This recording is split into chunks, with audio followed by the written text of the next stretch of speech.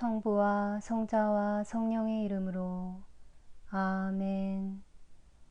연중 제12주간 토요일 독서 기도 제1독서 사무엘 상권에 의한 독서.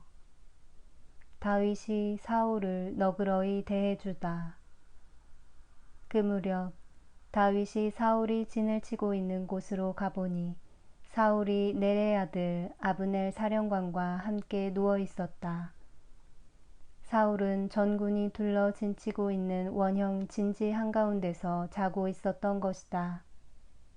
다윗은 햇사람 아히멜렉과 스루야의 아들 요압의 형제인 아비새에게 누가 자기와 함께 사울의 진으로 내려가겠느냐고 물었다. 제가 내려가겠습니다 하고 아비새가 나섰다. 다윗은 그를 데리고 밤을 타서 적진으로 들어갔다.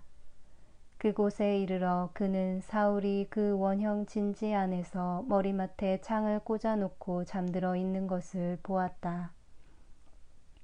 아브넬이 거느린 군대도 사울을 둘러싸고 누워 자고 있었다. 이것을 보고 아비새가 다윗에게 말하였다. 하느님께서는 오늘 이 원수를 장군님 손에 붙이셨으니 여기 이 창으로 그를 단번에 땅에 박아 놓겠습니다. 2번 찌를 것도 없습니다. 다윗이 아비새를 타일렀다. 그렇게 해치워서는 안 된다.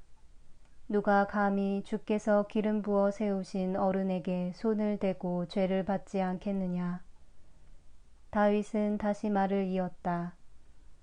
사울은 어차피 죽게 얻어맞을 뿐이다. 때가 되어서 죽든지 싸움터에 내려가 최후를 마치든지 할 뿐이다.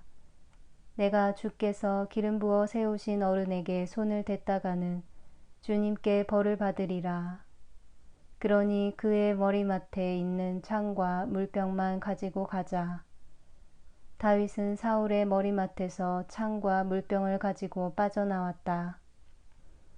주께서 그들을 모두 깊이 잠들게 하셨으므로 다윗을 본 사람도 눈치챈 사람도 없었다. 다윗은 건너편으로 건너가 멀리 산꼭대기에 서서 적군을 향하여 넬의 아들 아브넬에게 소리쳤다. 아브넬아, 내 말이 들리지 않느냐. 아브넬이 왕께서 계신 데다 대고 소리치는 자가 누구냐 하며 대꾸하자 다윗이 호통을 쳤다. 너는 사내 대장부가 아니냐. 이스라엘에 너 같은 사내 대장부가 또 어디 있느냐. 그런데 이쪽에서 군인 하나가 내 상전인 왕을 해하려고 들어갔는데도 내 상전인 왕을 지키지 못하다니 내가 어찌 이럴 수 있느냐. 너희는 주께서 기름 부어 세우신 상전을 지키지 못했으니 너야말로 죽어 마땅한 놈이다. 왕의 머리맡에 있던 창과 물병이 어디 갔는지 당장 찾아보아라. 사울이 다윗의 목소리를 알아보고 물었다. 내 아들 다윗아, 이것이 내 목소리가 아니냐. 다윗은 그렇습니다. 임금님 하면서 말하였다. 임금님께서 소자를 추적하시다니 웬일이십니까? 제가 무슨 짓을 했단 말씀이십니까? 무슨 흉계라도 꾸몄다는 말씀입니까? 임금님께서는 이제 소자가 아뢰는 말씀을 들어주십시오. 만일 소자가 임금님의 손에 죽는 것이 주님의 뜻이라면 저는 기꺼이 제물이 되겠습니다. 그러나 만일 이것이 사람의 생각이라면 그들이 주님의 저주를 받을 것입니다. 그들은 지금 주님께서 주신 이 땅에서 나를 쫓아내려는 것입니다. 가서 다른 신이나 섬기라고 하는 것입니다. 이제 주님 앞을 벗어난 이 땅에 제가 피를 흘려야만 되겠습니까? 이스라엘 왕께서 산으로 꿩을 잡으러 나서듯이 벼룩 한 마리를 찾아 나서신 것입니까? 그러자 사울은 내가 잘못했다. 내 아들 다윗아, 돌아오너라. 내가 오늘 내 목숨을 그렇게 소중하게 보아주었는데 내가 어찌 다시 너를 해치겠느냐. 내가 미치지 않고서야 이렇게 엄청난 잘못을 저지를 수 있겠느냐 하면서 사과하였다. 다윗이 대답하였다. 여기 임금님의 창이 있습니다. 부하 하나를 보내시어 가져가십시오. 주께서는 누구든지 참되게 살기만 하면 그대로 갚아주시는 분이십니다. 오늘 주께서 임금님을 제 손에 붙이셨지만 저는 손을 댈 마음이 없었습니다. 임금님은 주께서 기름 부어 세우신 분이 아니십니까? 이렇게 제가 임금님의 목숨을 귀중하게 보아드렸으니 주께서도 제 목숨을 귀하게 여기시어 온갖 재난에서 구해주실 것입니다. 사울이 다윗에게 말하였다. 내 아들 다윗아, 너야말로 훌륭하구나. 내가 하려고 하면 무슨 일이든 못하겠느냐. 다윗은 자기의 갈 길을 가고 사울은 궁으로 돌아갔다. 거만한 자들이 나를 거슬러 일어났사옵고 광포한 자들 내 목숨을 앗으려 하오니 하느님, 당신 이름으로 나를 구하소서. 당신 힘으로 내 송사를 바루어 주소서.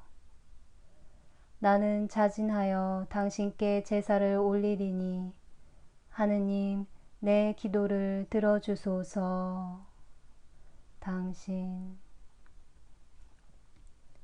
제2독서 니사의 성 그레고리오 주교의 강론에서 하느님은 인간의 마음에서 찾아뵐 수 있습니다. 육신의 건강은 인간 생활에서 가장 바람직한 것 중 하나입니다. 그러나 참으로 행복한 사람은 어떻게 건강을 얻을 수 있는지 아는 사람이 아니고 실제로 건강하게 사는 사람입니다. 누가 건강의 가치에 대해 훌륭히 말하면서 병을 유발시키는 해로운 음식을 먹는다면 병으로 고통받는 그에게 건강에 관한 훌륭한 말이 무슨 소용이 있겠습니까? 지금 설명하고 있는 것도 이런 식으로 생각해 보아야 합니다. 행복한 사람이란 하느님에 대한 어떤 것을 아는 사람이 아니고 하느님을 자신 안에 모시는 사람이라고 주님께서는 말씀하십니다. 마음이 깨끗한 사람은 행복하다. 그들은 하느님을 뵙게 될 것이다. 내 생각으로 이 성서 말씀은 영혼의 눈이 깨끗해진 사람에게 하느님께서 당신 자신을 직접 보여주신다는 뜻이 아니라고 봅니다. 놀라운 이 말씀은 주께서 성서 다른 곳에서 하느님의 나라는 바로 너희 안에 있다 고 말씀하실 때 좀 더 명백히 표현하시는 바를 뜻한다고 봅니다. 즉 모든 피조물에 대한 불의한 애착심에서 벗어난 사람은 이렇게 된 자신의 마음의 아름다움에서 하느님 본성의 모상을 보게 된다는 뜻입니다. 앞에 짧은 말씀에서 주님은 다음과 같은 충고의 말씀을 하고 계신다고 봅니다. 너희 인간 존재 안에는 참으로 선한 것을 보고 싶어하는 갈망이 있다. 그런데 너희가 하느님의 어미는 하늘 위에 고양되어 있고 그 영광을 표현할 수 없으며 그 아름다움은 말로 다할 수 없고 그 본성은 파악할 수도 볼 수도 없다는 말을 들을 때 너희가 갈망하는 것을 직관하지 못한다고 해서 실망하지 말라. 열심하고 올바른 생활로서 마음에 붙어있는 더러움을 씻어버린다면 너희 안에 하느님의 아름다움이 빛날 것이다. 쇠붙이의 경우에도 마찬가지입니다. 숫돌로 녹을 다 벗겨내면 조금 전에 시커멓던 것은 빛나고 태양빛을 받아 반짝일 것입니다. 이처럼 주님이 마음이라고 부르시는 내적 인간의 축축한 부패가 그 안에 나타나게 한 녹 같은 때를 닦아 없애버린다면 그 내적 인간은 다시 원형과의 유사성을 되찾고 선하게 될 것입니다. 선 자체와 같이 되는 것은 틀림없이 선한 것입니다. 마음이 깨끗한 사람이 자신을 볼 때 자신이 갈망하는 것을 보게 됩니다. 따라서 그는 자신의 순수성을 볼 때 그 모상을 통하여 원형을 볼 수 있게 되기 때문에 행복한 사람입니다. 예를 들면 거울을 통하여 태양을 보는 사람은 하늘 자체를 직접 보지 못하지만 태양을 직접 보는 사람 못지않게 그 태양을 보는 것입니다. 이처럼 여러분도 여러분의 힘만으로는 도달할 수 없는 그 빛을 볼 수 없지만 원래 지니고 있는 그 모상의 아름다움과 은총으로 되돌아간다면 여러분 안에서 찾고 있는 것을 갖게 될 것입니다. 하느님은 완전히 순수하시고 죄악과 욕정이 없으시며 온갖 악에서 멀리 떨어져 계십니다. 이 모든 것이 여러분 안에 있으면 하느님은 틀림없이 여러분 안에 계십니다. 따라서 여러분의 영혼이 온갖 죄악에서 깨끗해지고 온갖 욕정에서 해방되어 모든 악에서 멀리 떨어져 있을 때 여러분의 시야가 밝아져 정밀한 눈을 갖게 되기 때문에 행복한 사람이 되어 마음이 깨끗하지 못한 사람이 보지 못하는 것을 여러분은 깨끗해졌기에 보게 됩니다. 물질에 대한 애착심이 야기시킨 어둠은 여러분 영혼의 눈에서 제거되어 여러분의 마음은 깨끗한 하늘에서 빛나는 영상을 보게 됩니다. 그런데 마음이 보게 되는 영상이란 무엇입니까? 그것은 거룩함과 깨끗함과 단순함이고 하느님을 보여주는 그분 본성의 찬란한 광채들입니다. 주께서 말씀하시는도다. 나는 길이요 진리요 생명이로다. 나를 보았으면 곧 아버지를 본 것이니라. 나를 믿는 사람은 누구나 영원한 생명을 누리리라. 나를. 기도합시다. 전능하시고 영원하신 천주여, 당신은 참빛이시며 당신의 날은 영원하시나이다.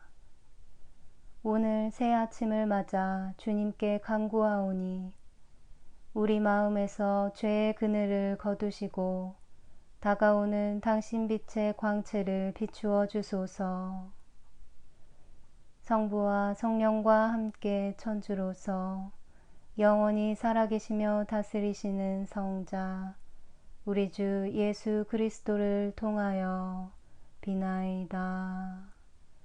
아멘.